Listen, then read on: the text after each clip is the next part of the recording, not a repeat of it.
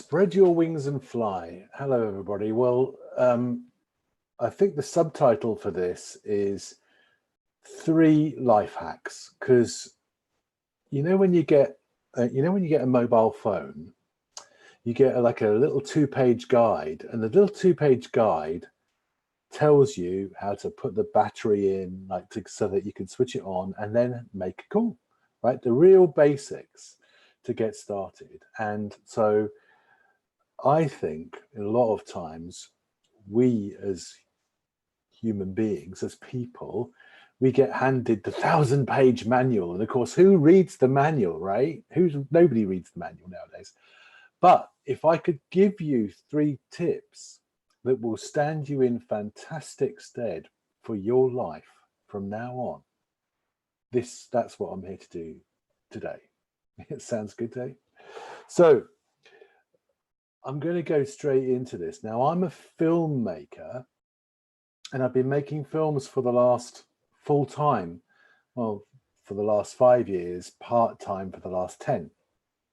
And I film amazing people, amazing ordinary people who have seen something about their lives. And quite often they've been through some really, really serious situations, like depression. They've been alcoholics. They've been suffering from a serious illness. They've been in jail. They've had problems with abuse and domestic violence and things like lots of. Now, it makes me sound like I go and search out these people and film them, which is not true. Not true, because if I ask you this question, have you been through a serious challenge in your life? Everyone can answer that with a yes. Literally everyone. Let me give you an example that was really relevant to me. When I was young, when I was about 18, I did something called A-levels. In England, you still have A-levels. They're a kind of higher exam as you leave school. And I can remember before my first A-level exam, looking into the door, into the exam room, and feeling like my whole life was going to be made or lost in the next 24 hours. And I was really stressed. I was so stressed. I smoked in those days, and I was so stressed that I bought a carton of 200 cigarettes, and I smoked them all within 3 days.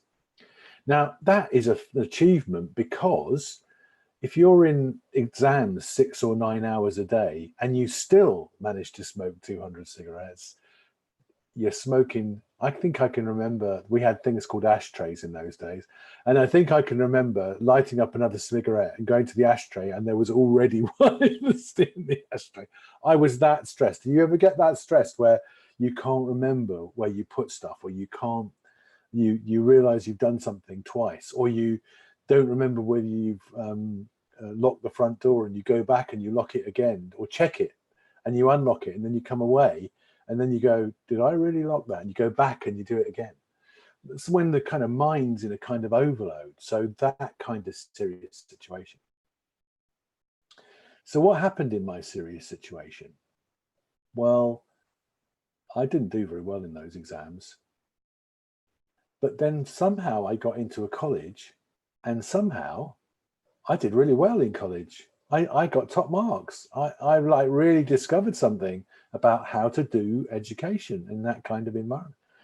And I even tutored some guys that were struggling with their own courses, and that helped me. That helped them, and that helped me. They could talk about in teaching you learn. It was definitely like that for me. I was really, really good. So oftentimes, the way I've talked to, and I've recorded people and I've talked to them and so on, when you have one of these challenging situations, you think it's going to be really bad going in. You worry, how am I going to cope with this? I don't think I can last the next 24 hours. Really serious concerns, anxiousness, worry, all that kind of stuff. But then when you get into it, I can remember sitting in that exam room and I scratched for marks. I mean, I read the paper 15 times and tried to figure out where I might get a few marks because I didn't really know how to answer the question. And then I just kept on going. So rather than being one of those people that sat there and after an hour and a half out of a 3-hour exam, I had nothing more to write, I spent the whole 3 hours trying my hardest to scratch some more marks. Now, I'm not suggesting it trying the hardest is the thing. What I'm suggesting is that actually once you're in those situations, you do a hell of a lot better job than you thought you would do. Somehow you come up with a strategy, or you know what to do in the moment, and you deal with it and you get through it. And I think that's amazing. And it's not like you go in with a plan. It's more like a kind of James Bond kind of thing where, he knows he's going to be confronted by something. He doesn't know what it is, but he goes in anyway and he deals with it. He always has the confidence to deal with it. And then coming out the side of those challenges, like my story, I ended up in college. I did well in college, and it's amazing the number of people that when they get through their challenging stories or situations in their life, they come out the other side and they do far better than they thought they would. And they can look back on it and go, why was I ever worried? Because I made it through. I did far better than I thought I would. And that's hack number one. If you sitting there now, watching this, are worried about your exams, your boyfriend or girlfriend, getting your first job, parents, friends, any of that stuff, this hack is telling you that it will all turn out far better than you think. So there's an old Chinese proverb that goes, if you are worried about something that can be solved, there's no point in worrying because it's going to be solved. If you start worrying about something that can't be solved, well, there's no point in worrying because it can't be solved. The bottom line is, there's no point in worrying. Trust that you're like a self-righting boat. If you get knocked over, boats are designed to come right back up, and then you can carry on sailing. And however big the wave, however big the challenge you're facing, please, please, please have confidence that the system works that way. You will come back out of it better than you will look back and laugh. You will look back and go, I'm amazed at how well I did in that situation. So life hack number one is always to remember that you float. You won't get swamped by life. Life's actually there to support you. You float. You'll make it through, whatever it is. If I knew that when I was standing outside those exam doors, I wouldn't have been half so worried. I probably would have had some nerves, but I wouldn't. I mean, it was like life or death to me in that moment because I didn't know this hack. And but now I can look back on that period and I can go, oh, why was I so worried? It all turned out nice after that. And I've had a challenge, other challenges in my life, and it's always been the same. And everybody I've filmed, it's always been the same. That's hack number one. Hack number two. This is a really good one. I'm going to call it your inner compass. In fact, I'm going to call it your feelings barometer. Now, you have this thing where you have this guidance system, right? And the guidance system tells you whether you're headed in the right direction? What's the right direction? The direction that's most comfortable for you, the place in life, the space in life with the, you know, that is the right place for you to be right now. And I'm going to explain to you how this works, right?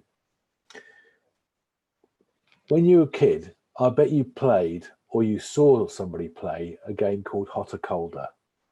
I kind of call it Hot or Colder. And Hot or Colder is a game where the kids go out and hide and the adults place a present or something, a toy or whatever it is, somewhere hidden in the room, okay?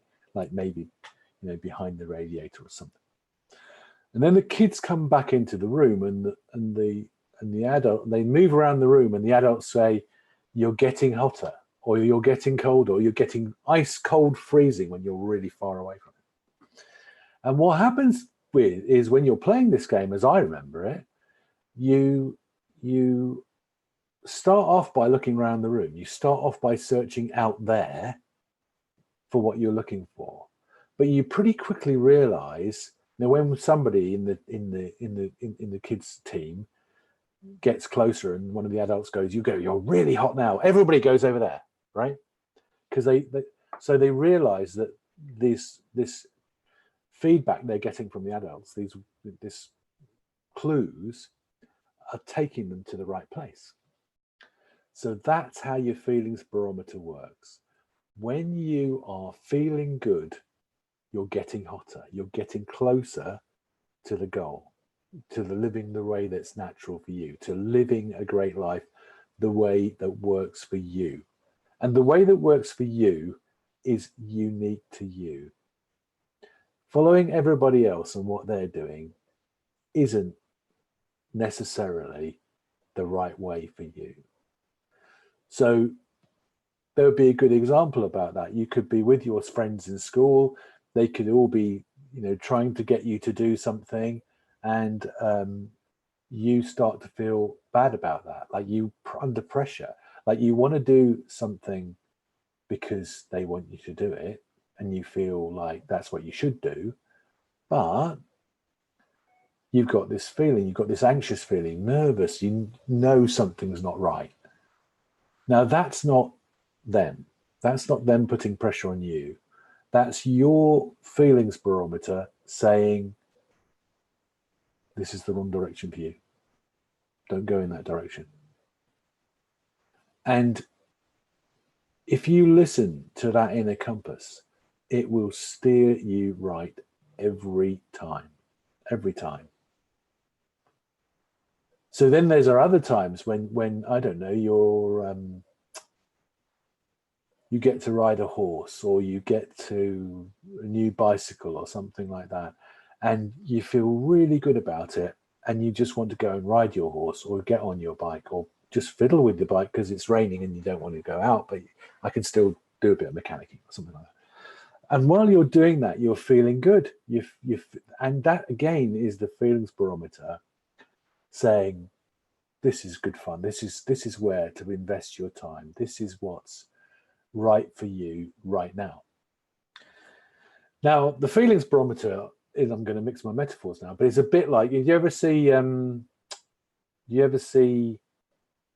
Pirates of the Caribbean? And in Pirates of the Caribbean, Jack Sparrow, the pirate captain, has this compass, and the compass is going to lead you to your heart's desire. Right? That's but it's not such a fantasy. It's a fantasy film, but it's not such a fantasy, because what your inner compass, what your feelings barometer is doing, is it's taking you to the best place for you in life.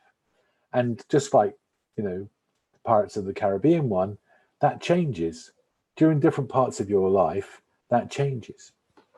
And that happened for me. I'd been on a journey, and I'd been like, I thought I knew where I was headed.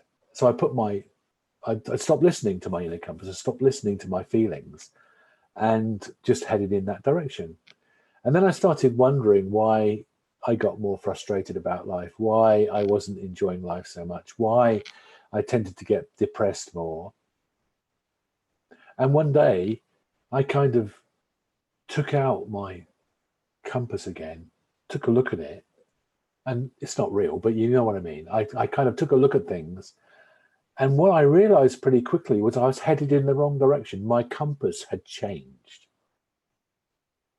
And as soon as I moved myself to move in the direction the compass was pointing, I felt so much better. Life was so much better. It's also infallible.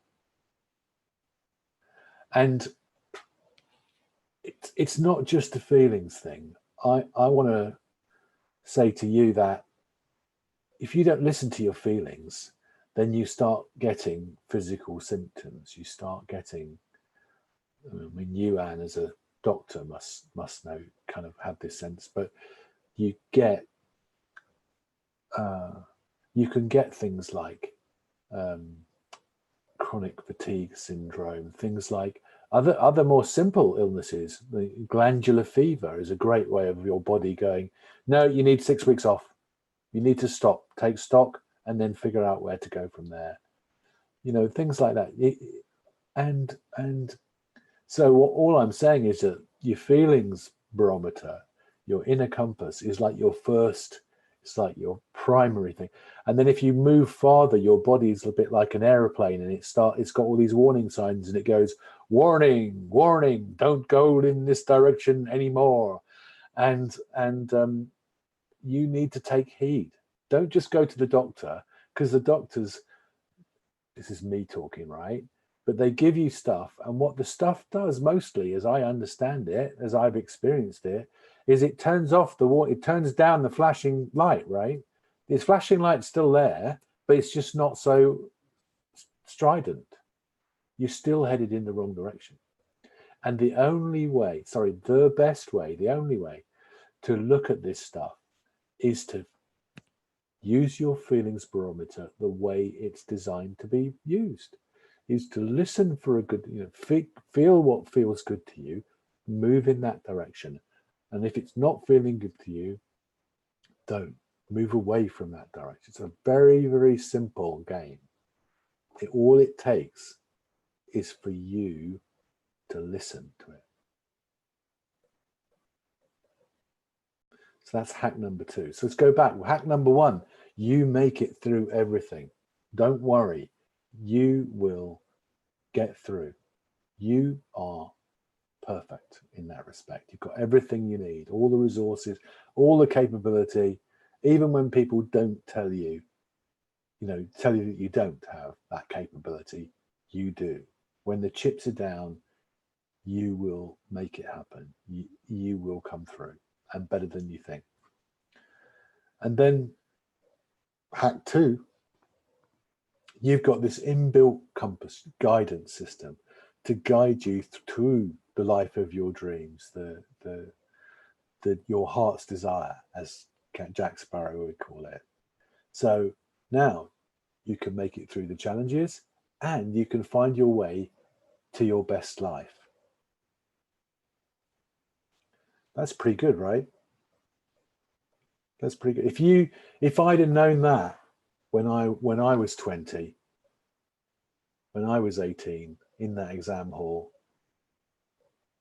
would have made such a difference to what happened then and what happened after that. Now, would it have made such a difference? Because in some respects, what I'm telling you, you already know. You've already been doing it. But as you listen to me, as you watch this, I want you just to look back over your own life and go, oh yeah, I did have that thing that go on in my life. I did flunk that exam. I did fail that driving test and I still got through it. Or I did have this dangerous situation. My mum got ill and I had to call an ambulance, etc. And I did know exactly what to do. And oh yeah, I got very stressed when I was with that gang of people. And the moment I've stopped being with them anymore, I felt better. So you all have examples of where this has been working. So you've been operating the system using these hacks. Just nobody gave you the get started guide. And that's what I'm doing right now, right? Just these little tips so that you can go, oh, because when you know them, you can use them more, right? When you don't know them, you don't realize what you're doing or not doing. But when you know them, you can use them to your advantage and play the game of life better. So what's the last hack? There's a little book called Jonathan Livingston Seagull, and it was very famous in the 70s, I want to say 60s or 70s, by a guy called Richard Bach. And it's a story about a seagull, surprisingly enough. And it's in 3 sections. You can read the whole book in like 45 minutes if you care to read it. But I'm going to kind of tell you a bit of the story anyway. So Jonathan Livingston Seagull is a bird that likes to fly. Like lots of the seagulls see flying as just, well, it's flying really. There's nothing fantastic about it. You have to do it sometimes. But Jonathan Livingston Seagull really loves to fly. And he spends a lot of time flying. And then he breaks the rules of the flock of seagulls that live on that beach. And they kind of say to him, look, either you come back in line or we'll ostracize you and you'll be out of the group. How many times have you followed something that you love doing only to be told, get back in the box? You can't do that. This is not the way things work around here.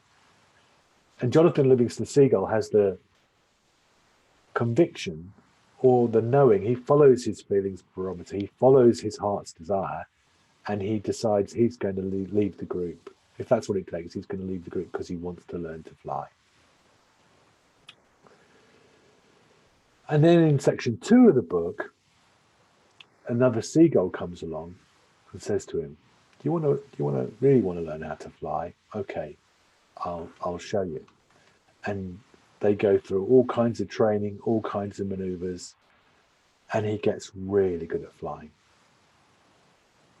Now, there's something interesting there. This might be hack number 4, maybe, but some point in your life, you'll come across, more than one time, I'm guessing, you'll come across some people that show you how to do some stuff that you will do for the rest of your life. It might be a boyfriend or girlfriend that show you what love is. And that opens the door to beautiful relationship later in your life. It might be somebody who teaches you how to mechanic cars and bikes so that you can, go and have your own car and do great things with it and really enjoy yourself. It might be a man who shows you how to, or a woman who shows you how to sell stuff like nobody else sells stuff. And then you become the greatest salesman ever, and then you do really well. Watch out for those guys. They're gold dust, and they will enter your life, and so you just have to look for it. So the end of section 2, I haven't quite got to the end of section 2 of Jonathan Livingston Seagull. The end of section 2, the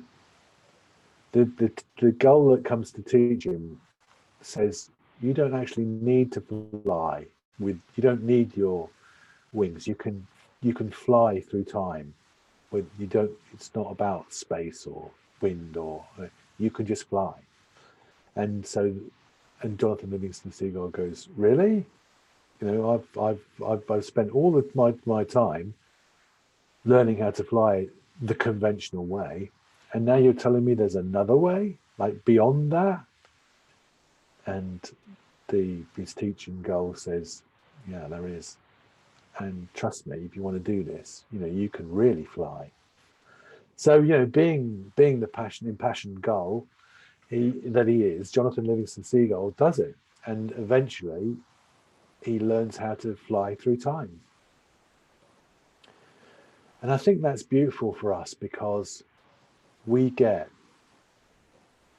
think our lives are something ordinary, but actually we're all more than ordinary. We all can live a beautiful life. We all can do so much more than we thought we could. That's what Jonathan Livingston Seagull is all about, because he doesn't stay on the beach with the flock, squawking and feeling the cold. He gets out there and he really struts his stuff. He really does his thing. He really follows his passion. And I lost my light. And the third stage is really interesting. And I didn't understand the third stage for a long, long time. Because what happens is, after he learns to fly through time, the other gull, the teaching gull, leaves him. He says, "I'm done now. We're sorted." But what you need to do, Jonathan, is you are now the teacher. Go find somebody else who wants to fly and teach them. And he does. And of course, he's a gull he's almost like a kind of super being, a ghost of a being. I'm not quite sure what he is at that stage, but he has the superpower, he has the super skills, and now he has the good intention to go and help his fellow gulls, somebody. And of course, the story ends with him teaching another gull. Now that's rather a long story, but I want to come back out of that a little bit and talk about the third hack, which really is that flying. I want to talk about flying for a moment, because here's a feather. Okay, now a feather is perfectly designed. It's light, and if you could hold this and feel how light it is, it's built, so that all the quills kind of fit together and make that perfect surface for flying. And when you blow on it, I can feel in the stem of this feather that it almost wants to take off on its own. It's perfectly built, perfectly designed to fly. And I think we all have that. We all have wings. And in Jonathan Livingston Seagull, all the birds on the beach had their wings folded, and they were just, grouchy, doing the squawking together kind of thing.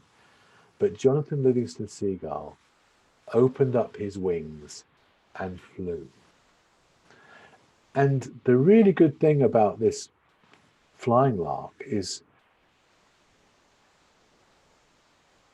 when you open up your wings, there's always a wind of life. There's an energy of life. There's a momentum that carries you.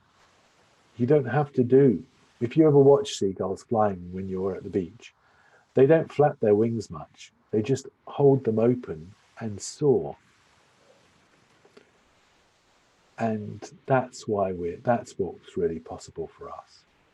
And that's why this session is named Spread Your Wings and Fly, because all you have to do is remember that you've got wings, and you open them, you spread your wings, and the wind of life will catch it, and you will be flying. And quite often we just don't do it. We forget. We have our wings tucked away, and we waddle around going, "This is as fast as I can go anywhere. This is what life's like." But when you listen to your compass about your heart's desire, when you have the confidence to know that actually, if I spread my wings, I'll be able to deal with anything that comes out of it, then it's all good. You've got everything you need. You've got the capabilities and the abilities, the the guidance system, the inbuilt design, and just in case you come across some turbulence, you know, there is nothing stopping you. That's such a great thing to know. Just get out there and play. Get out there and have fun with life. Lose these hacks and have a great life. That's what this is all about. You weren't brought into this world to get depressed, to get stressed, to eat or not eat, to self-harm, to drink and take drugs. You don't need any of that. When you spread your wings, it's a beautiful feeling. When you follow your heart's desire, it's a beautiful feeling. It's a beautiful life. When you come out through those challenges, you've learned stuff.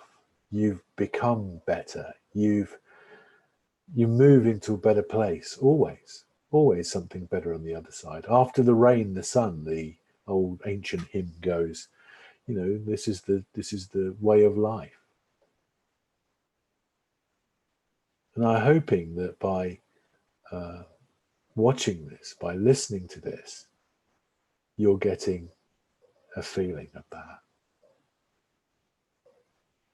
Now, that kind of happened to me in 2014. I realized that I'd been filming for the last 4 years, and I'd been doing a bunch of other stuff, but filming was the only thing that I really loved doing. Like, there's nothing about filming that I don't enjoy. I mean, somebody commented me today, like, you've been working hard today. And I haven't. I got up at 6 and I've been at it ever since, pretty much, apart from walking the bulldog, who you can't see. He sat down. It's like he's sleeping down here at my feet. So I've been working non-stop. And there's a saying, Winston Churchill, the British Prime Minister from the Second World War, had a saying: do the job you love and you'll never work again. And that's kind of the way that it happens for me. I just love everything about filming. I love learning it. I love all the mistakes that I make, because all the mistakes that I make show me how to do it better next time.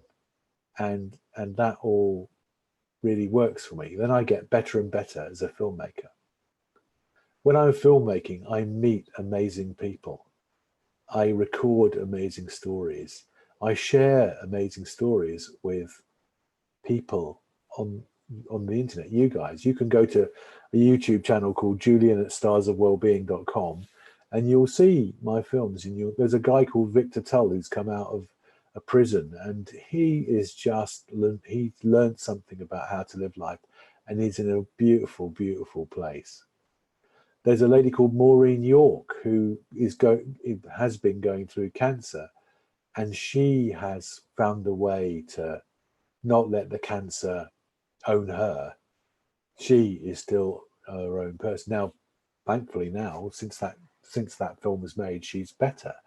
But at the time, it was all serious stuff, and yet she trusted that she could get through it, and she did. Who else would I pick? There's another cancer sufferer Wendy Sajasi, who I was listening to just yesterday, and she's not doing so well with her cancer, but she's still enjoying her life. She hasn't let it become, engulf her. She knows her boat won't sink, won't flounder. She'll come back up. Every time she capsizes with some other health, issue, she'll come back up. And so yeah, go and have a look at those films. But every film and this whole journey that I'm on is priceless for me. It's me holding my Pirates of the Caribbean of compass and following my heart's desire. Actually, it's a camera. Wherever the camera leads me, I go. I also I also wrote a book called Life Beyond Money, and it's really about my journey, because it's about that stuff I was telling you about, how I took out my compass and realized I'd been traveling in the wrong direction. And I love this book because A, it's got the picture of my favorite beach maybe in the world on it, Saltburn by the Sea. And it's on the back, it's got in large letters, enjoy, because life is about enjoying things. And if you can see there's me sitting playing my harmonica on that beach and enjoying life. And that, if you don't read the book, that is the message, that is the message. But inside this book, there's a whole area where I go backwards and forwards, from getting it to not getting it, from forgetting it to remembering it, from feeling good to not feeling good. Because life's like that for all of us, right? We all have some times when we spread our wings and fly and it's easy, and other times when the storm rages and we struggle and get fed up and wonder if it's ever going to end. But of course it does. So there's the feelings barometer is in this book. There are other things in this book. And I'm going to leave you with the last thing that's really important from my story. I want to come back to something I said earlier. I think I'm going to end up with 5 hacks now, aren't I? But anyway, if you've ever come across a tuning fork, okay, a tuning fork plays one pure note. That's all it does. You only have to tap it and it plays that note. Pure and clear. Now, if you consider that we are all tuning forks and we are all part of like a symphony, like a huge musical performance that's being made by the whole world, everybody in it. Your note is absolutely unique, and it's absolutely required to make that symphony sound exactly as it should sound. So just play your note. Just do what feels right to you. Just head in your heart's desire. Just spread your wings. Because when you're doing all that, you're playing your note. Now, so many times in life, people will come to you and go, well, you shouldn't be playing that note, you should be playing this note. Or you should be hitting you should be wrapping a rag around it so that it sounds a bit muffled. Or you should be hitting it this way and not that way. They'll try and persuade you that your note is not right. Or you'll think that you've not got it right. You should be, like, you're looking at the guy next to you or girl next to you, and you'll be thinking their note's better than mine. I want their note. Why isn't my note their note? But your note is perfect. Your note is needed. Your note is right. And when you trust that, that's the ultimate hack. Trust yourself. Be yourself. Have I got far too serious now? I hope not. Because I think I've given you're getting started to life guide plus a couple of extras. And even if you only take one of those things, if you only had one moment when you were listening to this where you went, oh yeah, I do that, or I've done that, or I could do that, or, oh, I've been seeing this wrong, something in your life that's going on at the moment, you go that you've got it, you suddenly realize that, oh no, I can see that another way. It's actually not how I thought it was, and now it's time to do something different. That's brilliant. So now you know the rules, now you know the hacks, you can start playing the game more intelligently, with more cleverness, with more fun, less worry, more enjoyment, less pressure. That's how life's meant to be. And it took me 48 years to get that, and I still probably haven't got that properly, and we all forget and remember, but I'm so grateful to know these things. I'm so grateful to be able to take advantage of them, and I live. I can't say that I live a beautiful life. I really enjoy my life. It's not, I don't have Maseratis and huge house or any, big lots of jewelry or, huge bank balance, etc. But I do live by a little place by the sea, and I can just go. I'll do that tonight. I'll go down to the seaside at dusk with a dog, and we'll just enjoy the sunset, enjoy being together, enjoy life.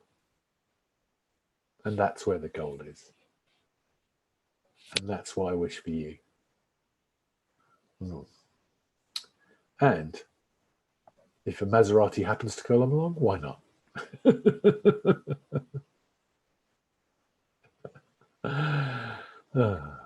Oh, that's so beautiful. Thank you so much. And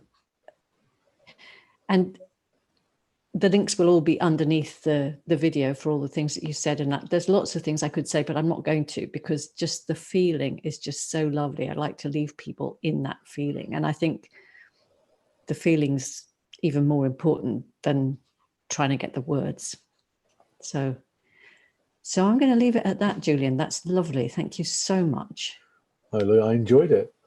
Yeah, it was beautiful. I enjoyed it too. Thank you very much. Pleasure. See you soon. All right. Thank you. Bye, everyone.